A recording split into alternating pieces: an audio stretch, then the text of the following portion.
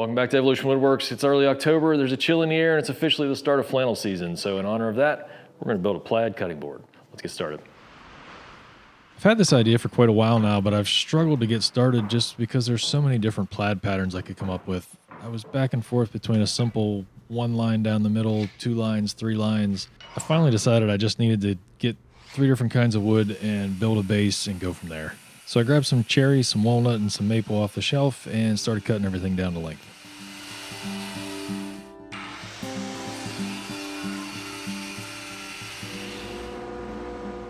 I decided I wanted to do a 2-inch square pattern, so I took everything to the joiner, got a square edge, and then ripped everything to 2 inches on the table saw. I'll be in Wisconsin, where my childhood was found. I've been talking about getting out of town.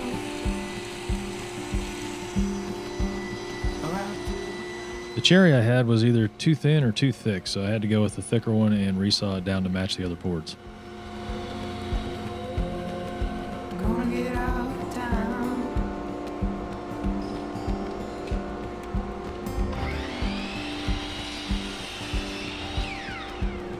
I'm going crazy. Gotta put my hands to work. Once everything was cut to length, it was over to the workbench to glue everything up for the first time and let it sit overnight. Find it in the dirt. And it feels strange to me, like I'll never shake in earth. I'm gonna put my hands to work.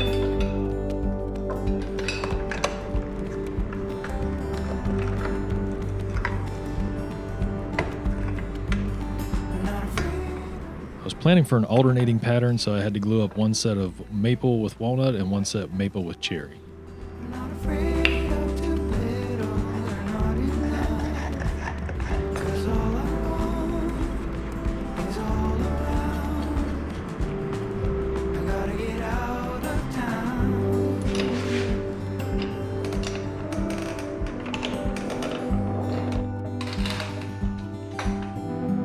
The city's caving. The walls are getting close.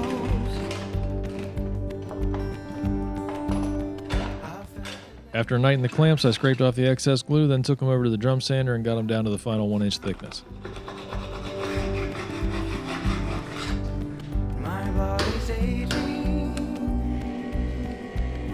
I'm young and getting old. I think it's time to go.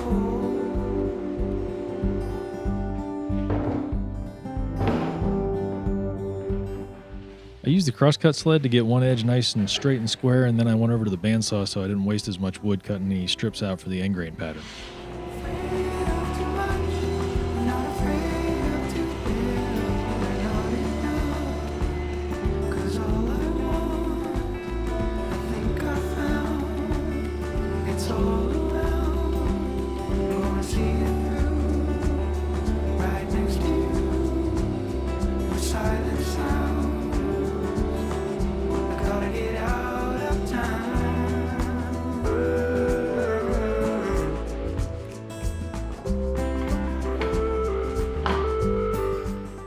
Once everything was cut out on the bandsaw, I could head back to the workbench to glue them up one more time.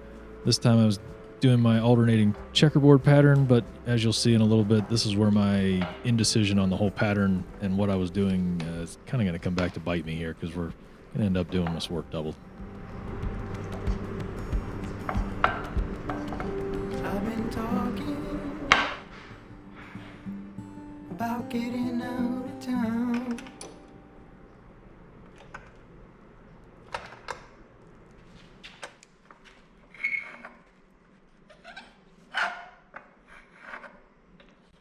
Once the base was all glued and back in the clamps, I went over to the scrap pile to start seeing what I could find to do stripes with. I'd actually decided at this point to just keep it simple and do 2 different color stripes, more or less right down the glue lines of what I'd just done. I found some pieces of walnut and Paduke that I could cut into strips, and then I'll glue those together, come back later and resaw them into the thin stripes that I need. At this point, it'd be really tempting to just rip some strips down on the table saw and then glue them in here, but since this is an end grain board, we don't want to mix end grain and long grain together because it will eventually cause a failure in the board.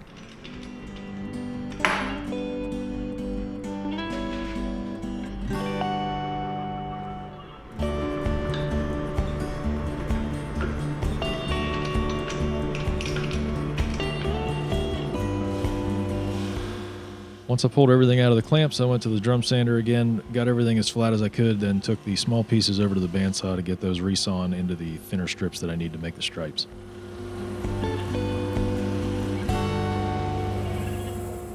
I set my fence up on the bandsaw to just a little bit under 3/16 of an inch. That'll leave me enough room. I can take these over to the sander and get rid of all the saw marks and get it down to the final thickness of right around an 1/8 inch is what I was shooting for my stripes.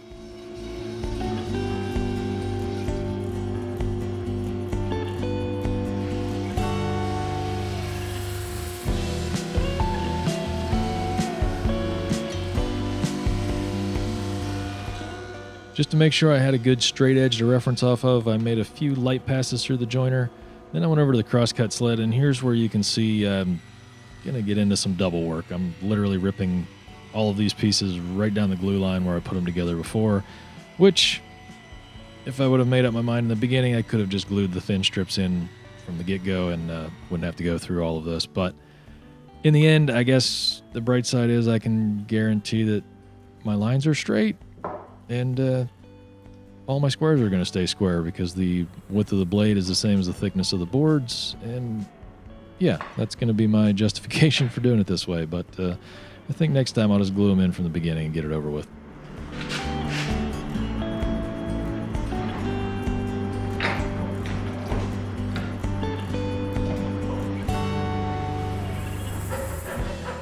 The next day when the glue was dried, I went back with a flush cut saw and trimmed off the edges and then ran everything through the sander just to get it relatively flat again before I started cutting everything up to put the second set of stripes in.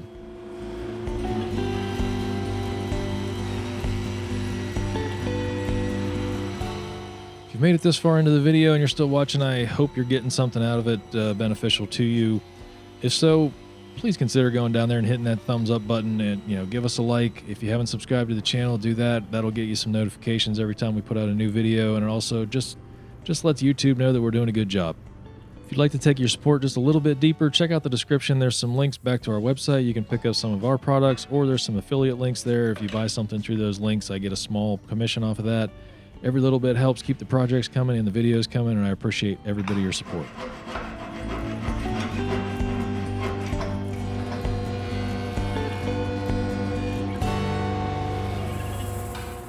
For the strips in the long direction, I just measured out the center of the strips and then ripped everything on the table saw.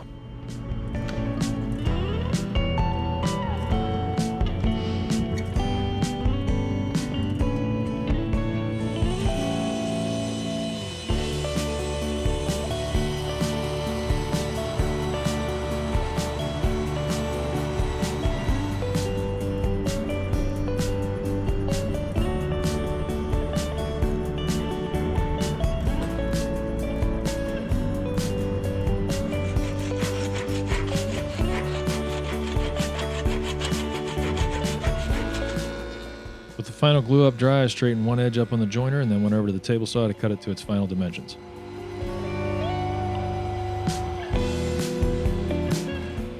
I started the sanding process off at the drum sander with 80 grit, then went to 120 and 180 before moving over to the random orbital sander at the workbench.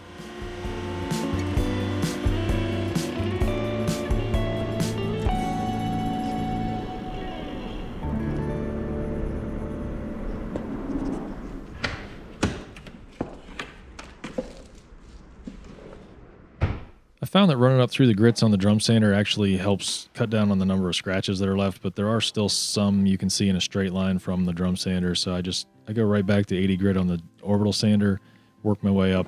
Once I get to 180, then I'll go over and do the round over in the handles and then come back to water pop and go to 220.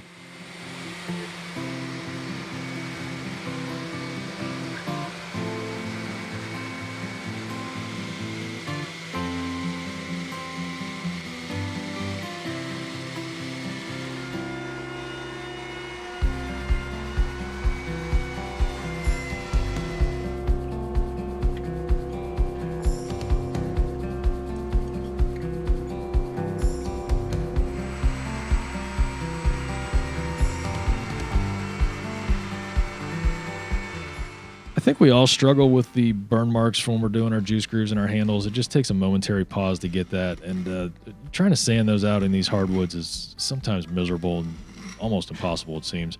I found this card scraper that's designed just for juice grooves. It has 4 different radii on it for the different bits. And you basically just scrape away the black marks, and then you can come back in and sand them out when you're done. I'll leave a link down in the description if you want to pick one up for yourself.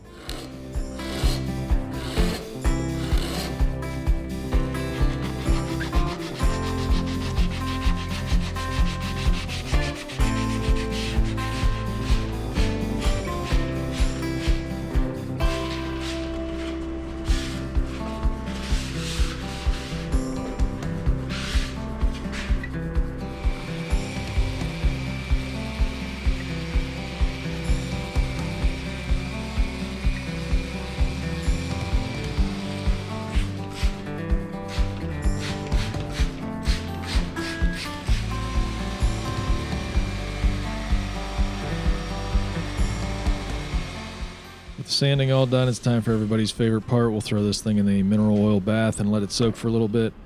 I'll pull this out, let it sit in the drying rack overnight, wipe off the excess in the morning, put on a good coat of board butter, buff that out, and we'll be all done.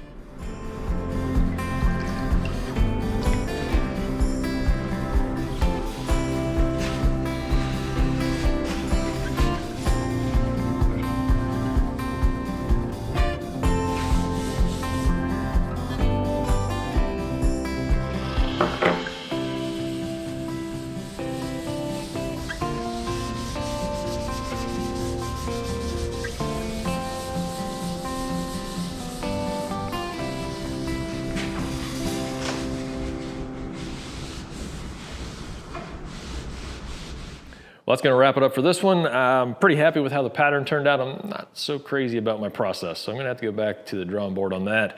A little bit of a problem when you're designing and building at the same time. Sometimes you got to backtrack a little bit. So before I put out any plans for this one, I'm going to have to go back and refine that and get things cleaned up a little bit so you're getting a good quality set of plans. If you're looking for plans for some of my other boards, you can head over to the website. I'll leave a link down in the description. We've got plans. We've got the cutting boards themselves for sale, some other things that you haven't seen on the channel here. And if you just want to see more cutting board videos, click this link up here. It'll take you to a full playlist. And that's going to wrap it up for this time. So we'll see you on the next one. Thanks for watching.